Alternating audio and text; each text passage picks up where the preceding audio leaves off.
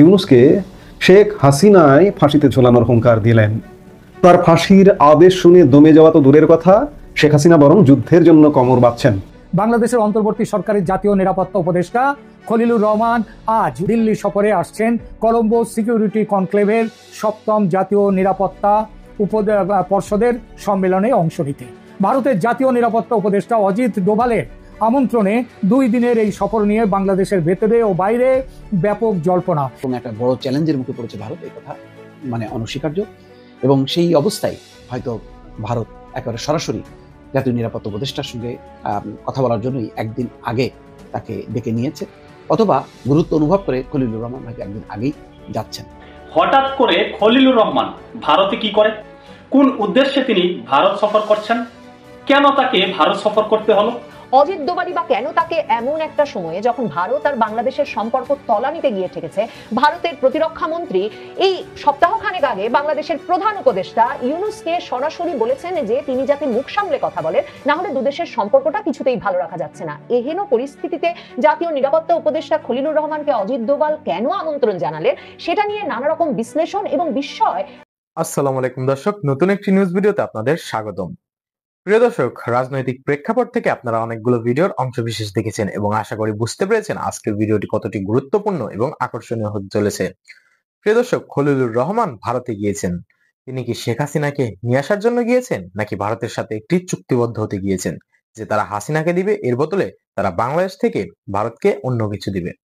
তাহলে কি ঘটতে যাচ্ছে দর্শক, পুরো ভিডিওটি দেখতে থাকুন। আশা করি পুরো ভিডিওটি দেখলে বুঝতে পারবেন। এখনো যারা আমাদের চ্যানেলটি সাবস্ক্রাইব করেননি তারা অবশ্যই আমাদের চ্যানেলটি সাবস্ক্রাইব করে পাশে থাকা বেল আইকনটি অন করে দিবেন। তো প্রিয় দর্শক, চলুন একটি লাইক দিয়ে ভিডিওটি শুরু করা যাক। কয়েকদিন আগে, আপনারা জানেন, কয়েকদিন আগে ভারতের প্রতিরক্ষা মন্ত্রী রাজনাথ সিং বাংলাদেশের সরকারের প্রধান উপদেষ্টার উদ্দেশ্যে বলেছেন সংযমের সঙ্গে কথা বলতে, নইলে বিপদ আছে। এটা তার বলাটা হচ্ছে, এটাকে হুমকি বলেও ধরে নেওয়া যায়। তখনও দিল্লি বিস্ফোরণ হয়নি, আর এখন দিল্লির বিস্ফোরণের পর ভারতের সেনাপ্রধান বললেন অপারেশন সিন্দুর সির্ফ ট্রেলার, পিকচার আভি বাকি হ্যায়। এবং শুধু মুখের কথাই নয়, কাজেও নেমে পড়েছে ভারতীয় সেনা। পূর্ব সীমান্তে অনেক কিছুই ঘটে চলেছে, হ্যাঁ অনেক কিছুই ঘটে চলেছে এবং ঘটতে যাচ্ছে আরো অনেক কিছু। তার কিছু কিছু আমি জানি, কিন্তু বলবো না, কারণ এসব গোপনীয় সূত্র থেকে পাওয়া খবর বাইরে ফাঁস করব না এমন কথা দিয়ে তবে এসব খবর পেয়েছি। তবে ভারতের সেনামহলে কিছু বড় সড়ো ভাবনা যে চলছে, তার আঁচ পেয়েছে বাংলাদেশ। আর সেটা পাওয়ার পর থেকে সম্পর্ক মধুর করার বার্তা ঘুরছে বাংলাদেশের কর্তা ব্যক্তিদের মুখে। তৌহিদ হোসেন সাহেব বলেছেন বাংলাদেশের মাটি ভারতের বিরুদ্ধে ব্যবহৃত হবে না। আহা, প্রাণ জুড়িয়ে যায় এমন কথা শুনলে। তৌহিদ হোসেন, আপনি আপনার দেশের প্রধান উপদেষ্টা গত 1.5 বছর ধরে কি সব বলে গেছেন, একটু কথাগুলো শুনে দেখবেন তো, তারপরে বলবেন যে বাংলাদেশের মাটি ভারতের বিরুদ্ধে ব্যবহৃত হবে না। তারপর দেখুন, আড়ি আড়ি ছেড়ে ভাব খেলতে অজিত ডোভালের সঙ্গে দেখা করতে আসছেন খলিলুর রহমান, যাকে বলে একেবারে ছুট্টে আসছেন। আগে ডাকলেও আসতেন না, আর এখন ছুট্টে আসছেন। বাংলাদেশের অন্তর্বর্তী সরকারের জাতীয় নিরাপত্তা উপদেষ্টা খলিলুর রহমান আজ 19 নভেম্বর দিল্লি সফরে আসছেন কলম্বো সিকিউরিটি কনক্লেভের 7ম জাতীয় নিরাপত্তা পর্ষদের সম্মেলনে অংশ নিতে। ভারতের জাতীয় নিরাপত্তা উপদেষ্টা অজিত ডোভালের আমন্ত্রণে 2 দিনের এই সফর নিয়ে বাংলাদেশের ভেতরে ও বাইরে ব্যাপক জল্পনা। এই সফরের তাৎপর্য আরো বেশি, কারণ গত অক্টোবরে বাংলাদেশের সেনাপ্রধান জেনারেল ওয়াকারুজ্জামানকে দিল্লিতে 2টো গুরুত্বপূর্ণ সম্মেলনে আসতে দেননি মোহাম্মদ ইউনূস। তিনি 13 থেকে, ওয়াকারুজ্জামান 13 থেকে 16 অক্টোবর দিল্লিতে অনুষ্ঠিত দক্ষিণ এশিয়া কাউন্টার টেরোরিজম কনফারেন্স এবং জাতিসংঘের ট্রুপ কন্ট্রিবিউটিং কান্ট্রিগুলোর তাদের চিফস কনক্লেভ, এই 2টো সম্মেলনেই অনুপস্থিত ছিলেন। যে 2টো সম্মেলনে ওয়াকারুজ্জামান আসেননি, সেগুলো বাংলাদেশের জন্য অনেক বেশি গুরুত্বপূর্ণ ছিল এই যে সম্মেলনে খলিলুর রহমান আসছেন তার থেকে। বিশেষত সে সময় সন্ত্রাসবাদ দমন এবং জাতিসংঘ শান্তিরক্ষা মিশনে বাংলাদেশের যা ভূমিকা আছে তার প্রেক্ষিতে ওই মিটিং দুটোর অনেক বেশি গুরুত্ব ছিল। অথচ সেদিন আসতে দেননি ইউনূস মহাশয়, অথচ 1 মাসের ব্যবধানে খলিলুর রহমান দিল্লি সফরে আসছেন। এটা দেখে সবাই ভাবছে দিল্লির এবারের সম্মেলন তো আদৌ সেরকম গুরুত্বপূর্ণ নয়, তাহলে এমন উচাটন হয়ে কেন আসছেন খলিলুর? তাছাড়া এই যে দিল্লির সম্মেলনটা 19 তারিখ থেকে দুদিনের জন্য হতে যাচ্ছে, তার সদস্য হচ্ছে ভারত, শ্রীলঙ্কা, মালদ্বীপ এবং মরিশাস। গত 14 বছর এই সংস্থার চলছে এই সংস্থা, কিন্তু বাংলাদেশের সদস্য হয়েছে একদম হালে, গত বছর 2024-এ, তাও শেখ হাসিনা চলে যাওয়ার পরে।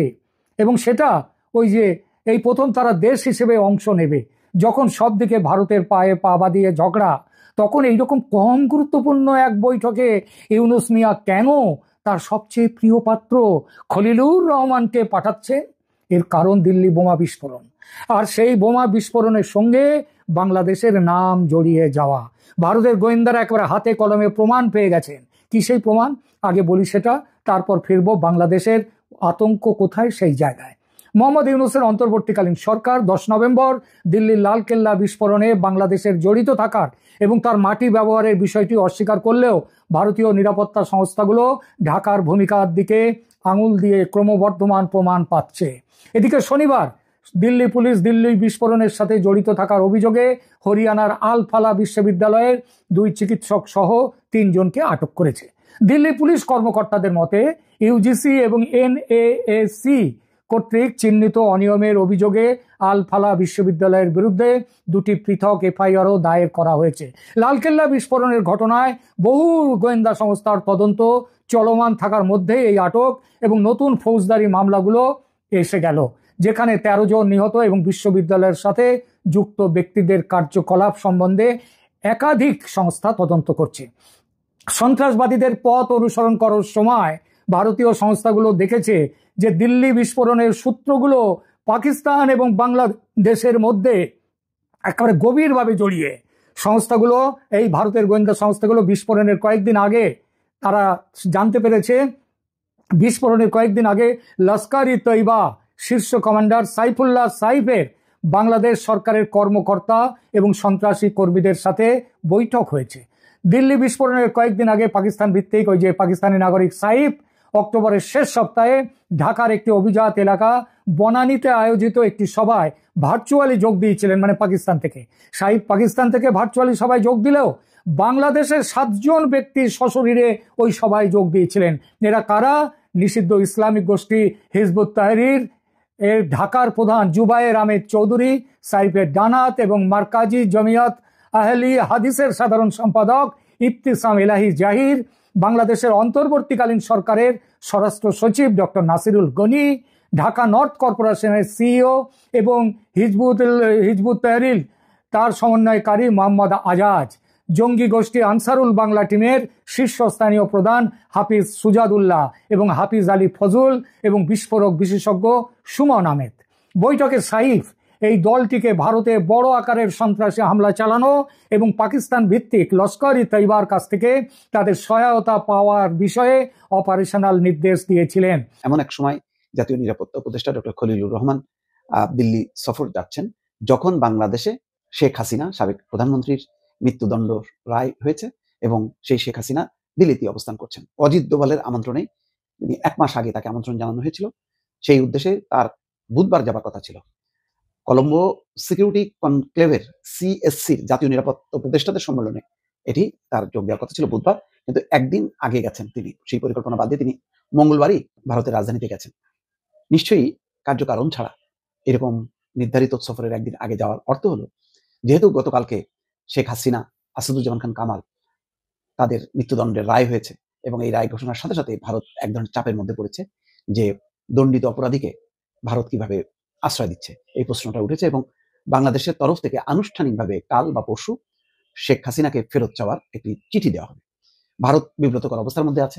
তারা কেবল বলেছে যে তারা এই রায় সম্পর্কে অবগত হয়েছে, তারা ইতিবাচক স্বার্থে বাংলাদেশের সাথে তাদের সম্পর্ক জোরদার করবে বা রক্ষা করবে, এই কথাটি বলেছে। কিন্তু ফেরত দেয়া না দেয়া বা এই রায়ের কোনো নিন্দা, অন্য কোনো প্রতিক্রিয়া তারা দেয়নি।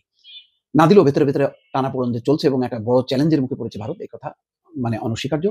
এবং সেই অবস্থায় হয়তো ভারত একেবারে সরাসরি জাতীয় নিরাপত্তা উপদেষ্টার সঙ্গে কথা বলার জন্যই একদিন আগে তাকে ডেকে নিয়েছে, অথবা গুরুত্ব অনুভব করে খলিলুর রহমান হয়তো একদিন আগেই যাচ্ছেন। ভারতের ইন্দিরা গান্ধী আন্তর্জাতিক বিমানবন্দরে তাকে স্বাগত জানান ভারতের জাতীয় নিরাপত্তা পরিষদ সচিবালয়ের একজন জ্যেষ্ঠ কর্মকর্তা। ঢাকা এবং দিল্লির কূটনৈতিক সূত্র বলছে, সিএসসির জাতীয় নিরাপত্তা উপদেষ্টাদের 7ম সম্মেলন বৃহস্পতিবার দিল্লির হায়দ্রাবাদে অনুষ্ঠিত হবে। এই কারণে আগের দিন তার যাওয়ার কথা ছিল। সকালে জোটের নিরাপত্তা উপদেষ্টাদের সম্মেলন শুরু হবে, আর মধ্যাহ্ন ভোজের পর তা শেষ হবে।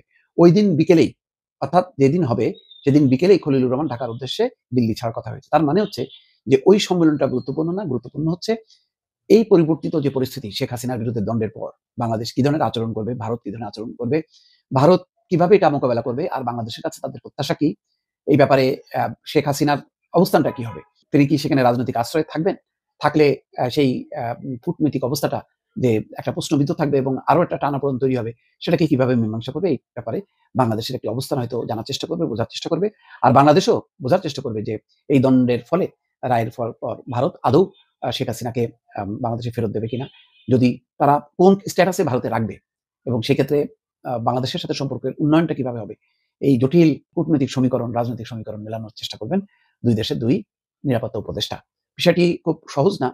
প্রত্যর্পণ চুক্তি অনুযায়ী ফেরত দেওয়া চাইবে বাংলাদেশ, কিন্তু প্রত্যর্পণ চুক্তির মধ্যে যদি প্রাণনাশের এমন কোনো পরিস্থিতি হয়, তাহলে সেটি প্রযোজ্য নাও হতে পারে। ফলে প্রত্যর্পণ চুক্তির নানা ক্লজে কিন্তু আবার আটকে যাচ্ছে শেখ হাসিনার বাংলাদেশে প্রত্যর্পণ। কিন্তু এত বড় একটা রাজনৈতিক ব্যক্তিত্বকে দিল্লিতে রাখা এবং প্রতিনিয়ত বাংলাদেশের সরকারের বিরুদ্ধে বক্তব্য দেওয়াটা, এটা যে কূটনীতির আরো যে তলানিতে চলে যাবে, এটা দিল্লিও সম্ভবত বুঝতে পারছে।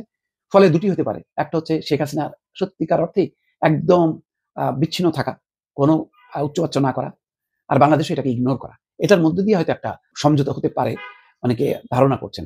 এছাড়া যদি ধারাবাহিকভাবে শেখ হাসিনা কথা বলতে থাকে দণ্ডিত ব্যক্তি হিসাবে, যেখানে আজকেই কোনো গণমাধ্যম যাতে শেখ হাসিনার বক্তব্য প্রচার না করে, এমন একটি প্রস্তাবনা সমস্ত গণমাধ্যমকে দেওয়া হচ্ছে, সেই অবস্থায় দিল্লিতে বসে তিনি বিভিন্ন সংবাদ সংস্থাকে এই ইউনূস সরকারের বিরুদ্ধে কথা বলবেন, নির্বাচন নিয়ে কথা বলবেন, সেটির ব্যাপারে হয়তো একটা সিদ্ধান্ত হতে পারে যে শেখ হাসিনা আপাতত দণ্ডিত হবার কারণে তিনি কোনো বক্তব্য দেবেন না, কোনো গণমাধ্যমে কথা বলবেন না, শুধুমাত্র ভারতে থাকবেন।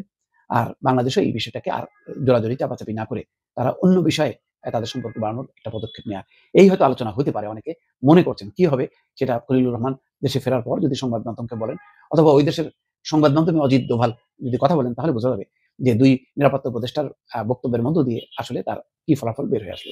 কিভাবে এবং কেন খলিলুর রহমান এই সময়ে দিল্লি যাচ্ছেন, আর এখন বিস্ময় তুঙ্গে গিয়ে ঠেকেছে যখন শেখ হাসিনার রায় হওয়ার পরের দিনই সফরকে একদিন এগিয়ে এনে খলিলুর রহমান বৈঠকের দুদিন আগে দিল্লি শহরে গিয়ে উপস্থিত হলেন।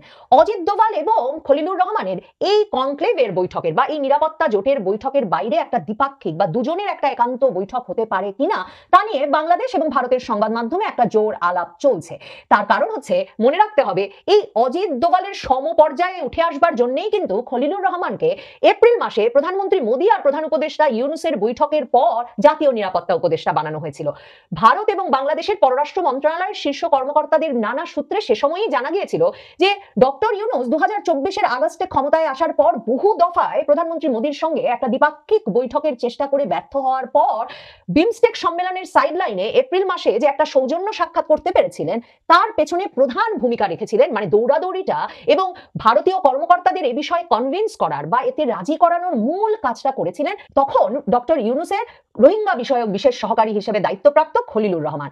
এমন কথাও দুই দেশের পররাষ্ট্র মন্ত্রণালয়ের শীর্ষ কর্মকর্তাদের সূত্রে তখন বেরিয়ে এসেছিল। দুতরফেই হাসাহাসি হচ্ছিল যে মোদী ইউনূস বৈঠকের সময় নিরাপত্তা সংক্রান্ত উদ্বেগ নিয়ে ভারতের জাতীয় নিরাপত্তা উপদেষ্টা অজিত দোভাল এক মন্তব্য করবার পর খলিলুর রহমান, মানে পররাষ্ট্র উপদেষ্টা তৌহিদ হোসেনের বদলে খলিলুর রহমান তার উত্তর দিতে গেলে অজিত দোভাল নাকি মিটিং এর মধ্যে বলে বসেন যে উনিকে, এবং তিনি যখন বলেন তিনি রোহিঙ্গা বিষয়ক বিশেষ সহকারী, আসলে তো তিনি ডক্টর ইউনূসের সকল কাজের কাজই, মানে তাকে ডক্টর ইউনূস যখন যেই অ্যাসাইনমেন্টে যেই মানে যে কোনো রকম সমস্যা মেটাতে তাকে দায়িত্ব দিয়ে দেন, কখনো সেনাবাহিনী সামলানোর দায়িত্ব দেন, কখনো তাকে আমেরিকায় ট্যারিফ কমানোর দায়িত্ব দিয়ে পাঠান, যে আমেরিকা থেকে কি কিনলে, কি ধরনের নন ডিসক্লোজার এগ্রিমেন্ট করলে, গোপন চুক্তি করলে আমেরিকা ট্যারিফ কিছুটা কমিয়ে আনবে।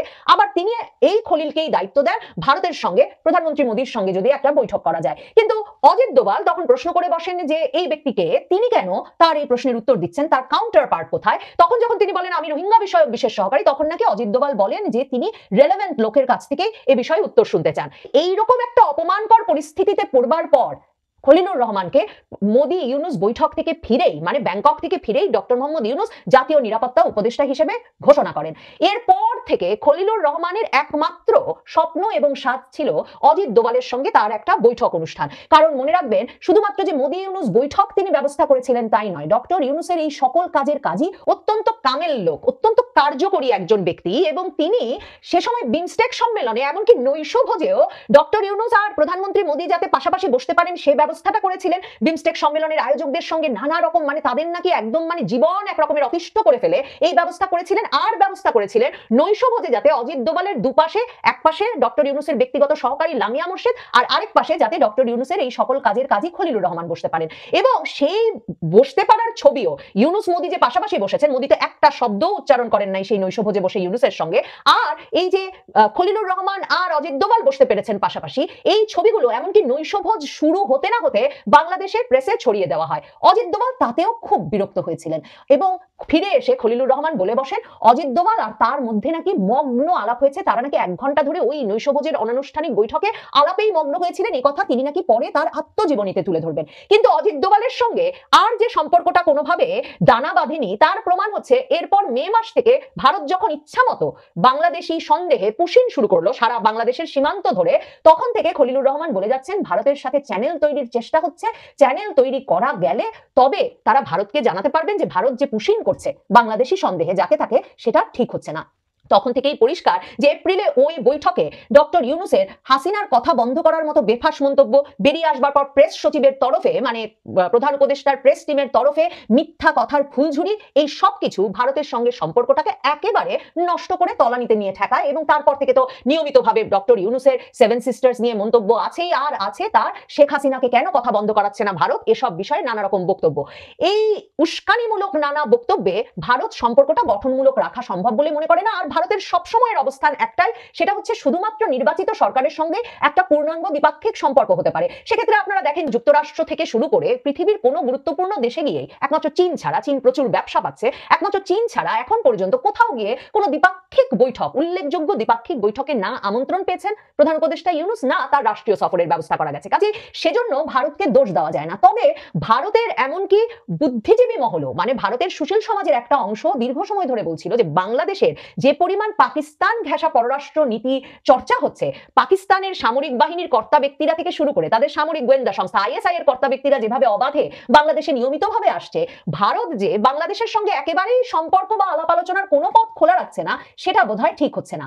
এবং ভারতের সংবাদ মাধ্যমগুলো লিখছে ভারত সম্ভবত খলিলুর রহমানকে ডেকে পাঠিয়েছে, অজিত দোভাল এক রকমের তলব করেছেন খলিলুর রহমানকে আসলে এই বিষয়গুলো নিয়ে আলাপ করতেই, কারণ ভারতও সুস্পষ্ট ভাষায় বাংলাদেশকে তাদের নিরাপত্তা নিয়ে শঙ্কাগুলো জানিয়ে দিতে চায়। একদিকে যখন বাংলাদেশে ঠাকুরগাঁয়ে লালমনিরহাটে সামরিক বিমান ঘাঁটি তৈরি হচ্ছে, সামরিক ঘাঁটি তৈরি হচ্ছে, বিমান যুদ্ধ বিমান রাখার ব্যবস্থা হচ্ছে, চীন থেকে সেই যুদ্ধ বিমান কেনা হচ্ছে, এমন সব উদ্বেগে ভারত ওই সীমানা জুড়ে নতুন নতুন সামরিক ঘাঁটি স্থাপন করছে। ভারত তার ইস্টার্ন কমান্ডকে শক্তিশালী করছে আরো বেশি, কারণ পাকিস্তান বলে রেখেছে যে পূর্ব দিক থেকে এর পরের বার ভারতের অনেক ভেতরে গিয়ে হামলা করবে তারা। এবং পাকিস্তানের সামরিক কর্মকর্তারা যখন এত ঘন ঘন আসা যাওয়া করছেন, সেটা যে একটা সম্ভাবনা যে বাংলাদেশের মাটি ব্যবহার করে ভারতে হামলা চালানোর প্রস্তুতি নিচ্ছে কোনো একটি পক্ষ, তখন জাতীয় নিরাপত্তা উপদেষ্টা ভারতের বাংলাদেশের জাতীয় নিরাপত্তা উপদেষ্টাকে ডেকে সম্ভবত এই বিষয়গুলো নিয়ে তাদের উদ্বেগ এবং এই উদ্বেগের ফলশ্রুতিতে বাংলাদেশের ঝুঁকিগুলো জানাতে চান। প্রিয় দর্শক, ইতিমধ্যে আপনারা আমাদের পুরো ভিডিওটি দেখেছেন।